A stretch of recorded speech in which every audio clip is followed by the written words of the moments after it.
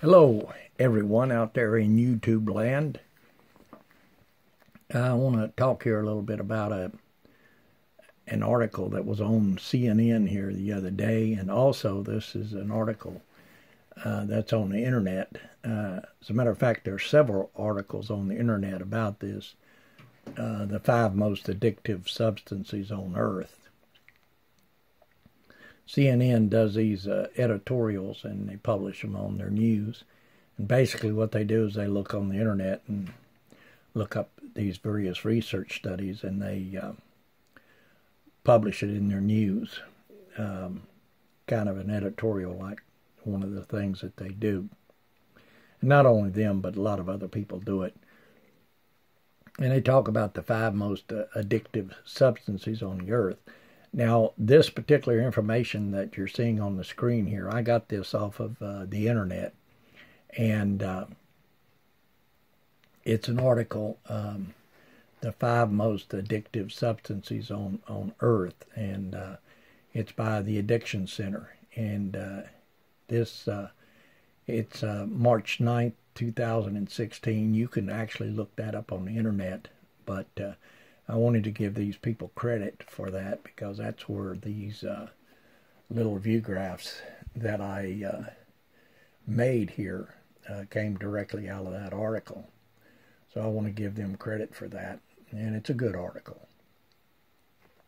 Now, CNN, when they published their thing, they pretty much, it was pretty much an exact repeat of this. And this says the 5 most addictive substances on Earth. I'm not sure that that's completely true. There probably are some substances we don't know about that are just as addictive as some of these, but they're really in use on a tribal basis or in a very small area. Now, I don't completely agree with all of these substances that they list. I mean, I agree with all of them, but there is one that they really miss completely, and I'm going to talk about that at the end of the article. So without further ado, let me go ahead and go on down through here, and we'll talk about the first, and this is probably the most highly addictive. It says heroin takes a spot as the most addictive substance on the planet. On Nuts addiction scale, and I'm not sure what Nuts addiction scale is, it ranked 2.5 out of a maximum score of 3. This potent opiate has an alarming rate of addiction, with 1 in 4 individuals who try heroin becoming addicted, which makes this drug particularly dangerous in that the dose that can cause death is only 5 times greater than the dose required for a high. Additional heroin has an extremely high, I left off that last part of it, I'm not sure what it is. But anyway, if you're interested in seeing the whole article, you can pull that up on the internet and take a look. Based on the information that I gave you, heroin has an extremely high, it has a high, you get a real extreme high when you do heroin. Now, it says 1 out of 4 individuals who try heroin becomes addicted. Now, that raises a point here that I wanted to talk about, and that is that people have different tolerance levels for addiction. I have drank alcohol all my life, hard liquor, whiskey, beer, and I have never really become addicted to alcohol.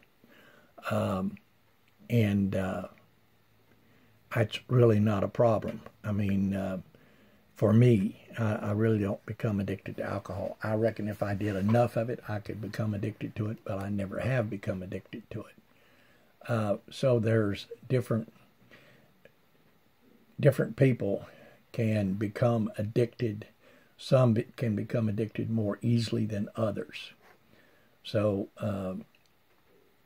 but here it talks about heroin. It says 1 in 4 individuals who try heroin become addicted. So there's a possibility you could try it and not become addicted. If you do it one time, I don't necessarily think you would become addicted, but if you try it a couple of times, yeah, you probably become addicted. It says like 1 in 4 can become addicted to it. Becoming addicted to something, you really have to do it more than once. I don't think you can become addicted to something from doing it just one time. It really doesn't, addiction doesn't work that way. It doesn't grab a hold of you and say, now that you've tried me once, I've got you. You've got to try something several times. It's just like smoking, just like nicotine. You do it once, you know, but after you do it a couple of times, your body starts craving it. Alcohol's a number 2 on the list. It's and alcohol should be number 2. Alcohol's probably been around longer than heroin. Of course, I'm not really sure that that's true, because the Orientals and people in the Middle East have been doing heroin, and heroin's been produced. I'm not sure exactly what the history is on heroin, but it's been produced for thousands of years. Alcohol has been produced for thousands and thousands of years also. So addiction to beer, wine, and alcohol can have a very negative effect on body and mind, and that is often irreversible. Studies have shown that alcohol increases the level of dopamine in the brain reward system by as much as 360%. The legalized substance has a death rate of over 3 million per year. Well, 3 million out of 6 billion on the planet. That's not exactly a whole lot. 1 billion people is 1,000 million, so there are like 6,000 million on the planet. So that's 3 over 6,000. It's a very small percentage. But a lot of people do die from alcohol, and a lot of them become disabled due to alcohol. Cocaine.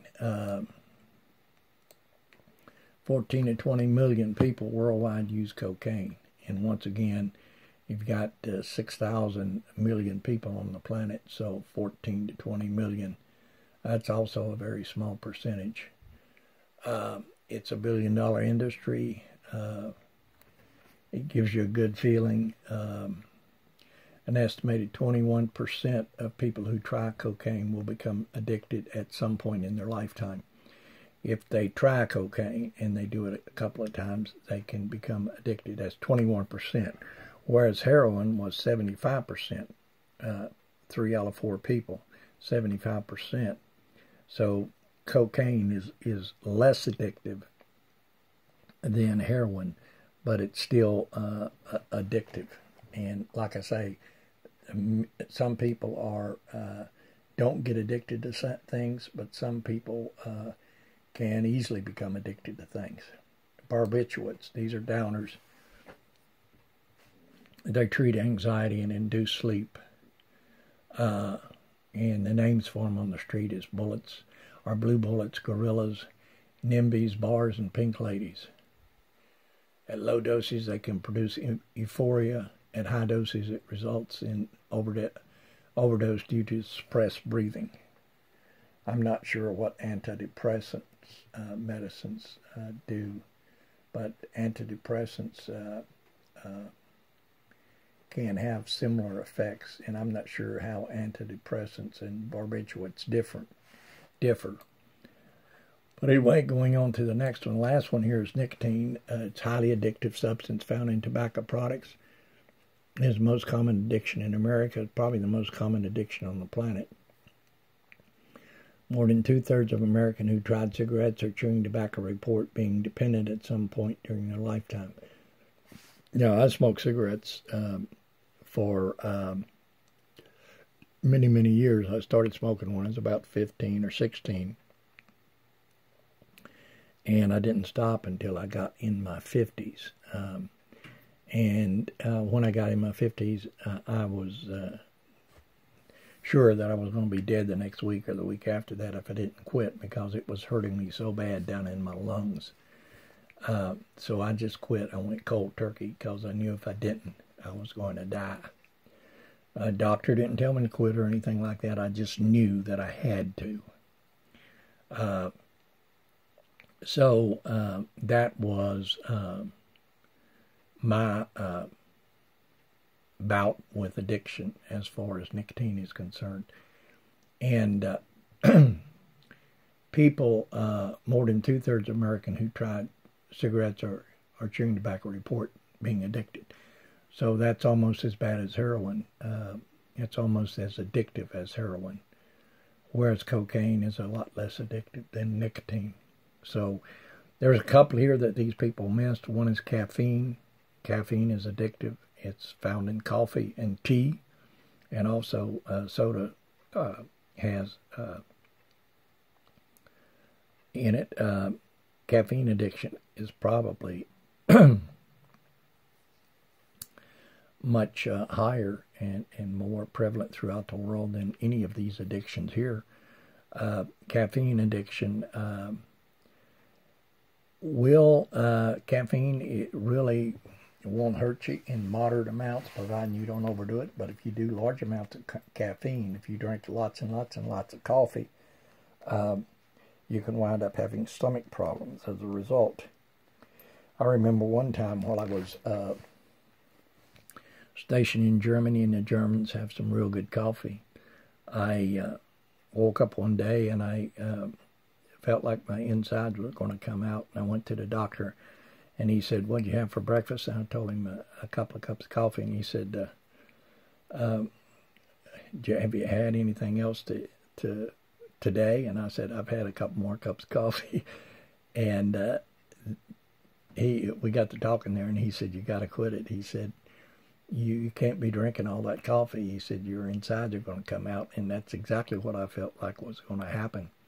So coffee's okay, but you've got to eat, and you shouldn't be drinking cup after cup after cup after cup of coffee, because it will tear you up. It's got tannic acid in it, and the caffeine addiction is bad. And if you withdraw from caffeine, you can actually start getting headaches and stuff. And nicotine withdrawal from any of these substances is really, really bad. But the one that they really, really missed, that I really think is more addictive than any of these, is food addiction. We are born, everyone is born pretty much with an addiction to food. And the obesity rate in this country and throughout the world is unbelievable. If there is an abundance of food, which there is in the Western world and mostly most throughout the world, except in a lot of third world countries or a lot of real poor countries where there's famine going on, if there is an abundance of food, people will become fat. They will become obese. The obesity level is going to, in the United States, it's something like 30% of the people are obese right now. 70% of the people are overweight. So food is an addiction. It's something that we need. We need to eat food, but we're born with an addiction to it. And the reason why we're born with an addiction to it is because